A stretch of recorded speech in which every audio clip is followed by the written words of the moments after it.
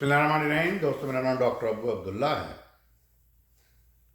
और हम जिक्र कर रहे थे शियाइज़म की। ये अगली किस्त है। जैसे मैं हमेशा बताता हूँ कि मैं किसी मज़हब के ख़िलाफ़ नहीं, दीन तो एक ही है।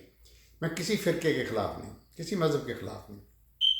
मेरा काम तहकीकी इल्म को आपके साथ शेयर करना है। तो शियाइज़म के बारे में हमने बात की थी कि एक 12वें इमाम जो कि गायब हो गए, गायब कैसे हुए उसकी तफसील मैं बता चुका हूँ कि बड़ी अजीब सा लगता है। आजकल के इल्मी दौर में, साइंसी दौर में ये चीज़ें बिल्कुल अजीब मिथ हैं। और मज़ेदार की बात है कि शियों के अलावा मुसलमान स्कॉलर्स जैसे डॉक्टर इसरार अहमद जैसे बंदे, डॉक्टर जाकिर जैसे बंदे भी इस की लपेट में आए हुए हैं। बगैर सोचे समझे कि ये किस तरह हो सकता है कि किस तरह एक इंसान गायब हो गया और किस तरह वो दोबारा आएगा, क्यों आएगा, कहाँ आएगा, कैसे आएगा। ये सारी एक मिथ है, स्टोरी बनाई गई है। तो ये सवालात शियाइज़म को मानने वालों को मुश्किल कर सकते हैं, जो इल्हामी किताबों की मख्फी तशरीह के कायल हैं और जिन्होंने बातन का रास्ता इख्तियार किया है, क्योंकि शिया मजहबी असूलों और लिटरेचर की तोजीह उनके ज़ाहरी मानों की रोशनी में नहीं करते। शिया नज़र न आने वाले पुरस्रार खुदा की इबादत करते हैं, कुरान में पोशीदा मानों की तलाश करते हैं, इंसाफ की खातिर कभी ना ख़त्म होने वाले मगर नज़र न आने वाली जंग जारी रखते हैं और इस्लाम के मख्फी मानी मुतय्यन करते हैं जो दुनिया से छुपाए जाते हैं। यानी इन्होंने कुरान को तो बदल ही सकते शिया लोग। वो तो अल्लाह ताला कह रहा है कि मैं खुद इनकी हिफाजत कर रहा हूँ कुरान की। वो खुद कहता है कि इन्ना लहुल हाफिज़ून, कि मैं इसकी हिफाजत कर रहा हूँ। तो वो तो स्क्रिप्चर तो बदल ही सकते हैं। इनके बारे में और भी कुछ अफवाहें हैं कि इन्होंने कहा है कि जी वो पता नहीं कुछ और थी आयतें को हज़रत अली वगैरह के बारे में, जो बकरी खा गई वगैरह वगैरह। तो मतलब ये है कि ये बिल्कुल गलत है। पहले दिन से जो कुरान नाज़िल हुआ, जो नबी करीम सल्लल्लाहु अलैहि वसल्लम के पास है, उसमें कोई तब्दीली नहीं है। और अल्लाह ने चैलेंज किया है कुरान में कि कोई सूरत नहीं इस तरह की बना सकता, एक आयत नहीं बना सकता, ना बदल सकता। ये पूरी दुनिया को चैलेंज है क़यामत तक के लिए। तो अब वो तो बदल ही सकते। तो इन्होंने ये काम शुरू किया कि इन्होंने कुरान के अरबी स्क्रिप्चर के अपने माने बनाने शुरू कर दिए, जिसको कहते हैं कि मख्वी। यानी जो असल माने हैं, जो असल स्क्रिप्चर है, उस पर नहीं चलना, अपनी तरफ से कहना है कि जी इसका मतलब ये है, इसका मतलब ये है, इसका मतलब ये है, अपनी तरफ से। और इनका कुरान जो है वो इसी तरह की चीज़ों से, तर्जमा जो है इसी तरह की चीज़ों से भरा पड़ा है। तो मख्फी इमाम मिथ बन चुका। मिथ का मतलब होता है बहुत बड़ा झूठ, जो कि इतना बोला जाए कि वो एक पक्का पक्का हो जाए। नॉर्मल तारीख से उसके इखराज ने उसे ज़मीनों मकान की बंदिशों से आज़ाद कर दिया। सही ये है कि इस तरह शियों की नज़र में इमाम का हाज़र व नाज़र होना और भी वाज़िया और यकीनी हो गया था। पुरअसरारियत एक मिथ है जो हमारे जज्बा तक़द्दुस का इजहार ग्रेज़ और कम अमेज़ी के ज़रिए करती है। दुनिया में मौजूद है मगर दुनिया की नहीं। हर मख्फी रूहानियत की तरह शियाइज़म भी उस वक्त तक चीदा चीदा लोगों के लिए थी, जो लोग फ़िक्री सतह पर नई मंजिलें तय करना चाहते थे।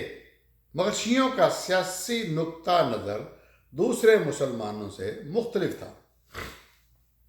पुरअसरारियत की डॉक्ट्राइन के ऐलान, डॉक्ट्राइन मीन्स के असूल, अकीदा।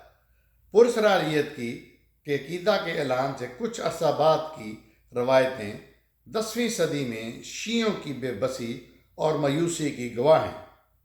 इस सदी को शियों की सदी कहा गया था क्योंकि इस्लामी सल्तनत के अक्सर ताकतवर कमांडरों में शियों के लिए हमदर्दी के जज्बात थे। यह हकीकत है कि शियों के तमाम इमाम हुक्मरानों के जुल्म सितम का निशाना बनते रहे।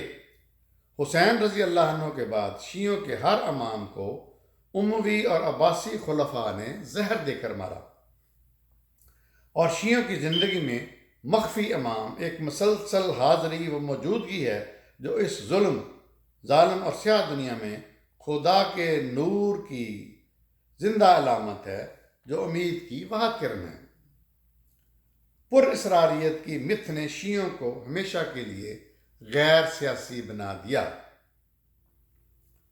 एक इंसाफ पसंद सियासी लीडर के तौर पर امام کے امیج یعنی تصور نے جو اس دنیا میں نہیں رہ سکتا تھا اور روح پوش ہونے پر مجبور تھا، شیعوں کو ان کے معاشرے سے الگ کر دیا تھا۔ اس نقطہ نظر سے ہر حکومت ناجائز لگنے لگی تھی، یعنی شیعوں کو، کیونکہ وہ امام زمانہ کے حقوق غصب کر لیتی تھی۔ نئے حالات میں اماموں کی جگہ شیعہ علماء نے لے لی، ذاکرین اس کو کہتے ہیں۔ علماء کے علم، ان کی روحانیت اور الہامی قانون میں ان کی مہارت نے انہیں خفیہ امام کے نائب کا درجہ دے دیا۔ مگر حکومتیں سب کی سب ناجائز تھیں، اس لیے علماء سرکاری عہدوں پر فائز نہیں ہو سکتے تھے۔ خفیہ امام نہ ہونے کی وجہ سے شیعوں کو خود اپنی اور مخفی اور فکری صلاحیتوں پر بھروسہ کرنا تھا، اس لیے ان کے ہاں اجتہاد کا دروازہ کبھی بند نہیں ہوا۔ 13ویں صدی میں شیعہ عالم نے مجتہد کی عملی شکل اختیار کر لی۔ 15ویں صدی کے آخر تک زیادہ تر شیعہ عرب تھے۔ بڑی حیران کن بات ہے نا کہ 15ویں صدی کے آخر تک زیادہ تر شیعہ عرب قوم کے تھے، اور عراق میں بہت طاقتور تھے، ابھی بھی ہیں، خصوصاً کربلا اور نجف میں، کیونکہ دونوں شہروں کا تعلق علی رضی اللہ عنہ اور حسین رضی اللہ عنہ سے تھا۔ بہت سے ایرانی سنی تھے، حالانکہ ایرانی شہر قم ہمیشہ شیعوں کا مرکز تھا، اور خراسان، کاشان وغیرہ میں شیعوں کی کافی تعداد تھی۔ شاہ اسماعیل نے 1501 عیسوی میں تبریز فتح کیا، ایرانیوں نے اس کا استقبال کیا۔ شاہ اسماعیل صوفیوں کے سلسلہ صفوی کا رہنما تھا۔ اگلے 10 برس میں وہ ایران پر قابض رہا۔ اس نے شیعہ ازم کو صفوی حکومت کا سرکاری مذہب قرار دے دیا۔ شاہ اسماعیل نے دعویٰ کیا کہ اس کا تعلق 7ویں امام موسیٰ کاظم سے ہے۔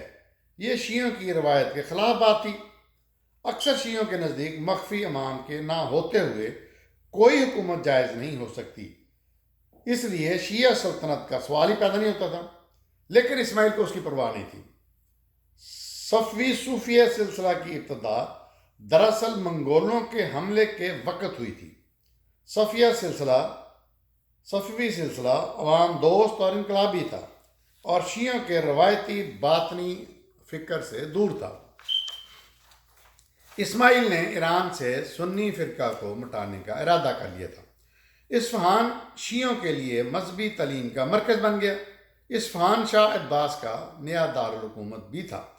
اس سے پہلے شیعہ حکومت سے دور رہتے تھے، مگر اب ان کے علماء نے ایران کا قانونی اور تعلیمی نظام سنبھال لیا تھا، اور حکومت کے مذہبی فرائض بھی اپنے ذمے لے لیے تھے۔ بادشاہوں کی سرپرستی نے ایرانی علماء کو معاشی طور پر خود مختار بنا دیا تھا۔ 18ویں صدی میں ایرانی عوام نے مکمل طور پر شیعہ ازم یا شیعت اختیار کر لی۔ 17ویں صدی کے گزرنے کے ساتھ صفویوں کا زوال شروع ہو گیا۔ 18ویں صدی کے آخر تک عثمانی اور ایرانی سلطنتیں زوال کا شکار ہو چکی تھیں۔ 17ویں صدی تک اسلام دنیا کی سب سے بڑی طاقت بن چکا تھا۔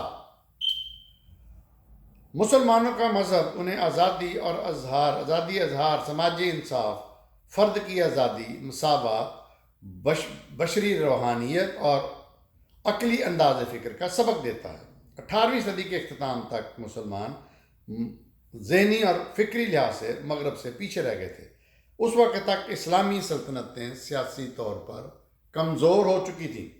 ان کی کمزوری یورپی ملکوں کو جارحیت کی دعوت دے رہی تھی، جو پہلے ہی دنیا پر غالب آنے کے لیے پر توڑ رہے تھے۔ انگریزوں نے ہندوستان پر بالادستی حاصل کر لی تھی۔ فرانس میں بھی اپنی سلطنت کا پھیلاؤ کر رہے تھے اور مصر پر قابض ہو گئے۔ اس کے بعد اسلامی دنیا ویسی نہیں رہی جیسے کہ پہلے تھی۔ تو یہاں ہم لیکچر ختم کرتے ہیں۔ دیکھتے رہیے میرا چینل ڈاکٹر ابو عبداللہ۔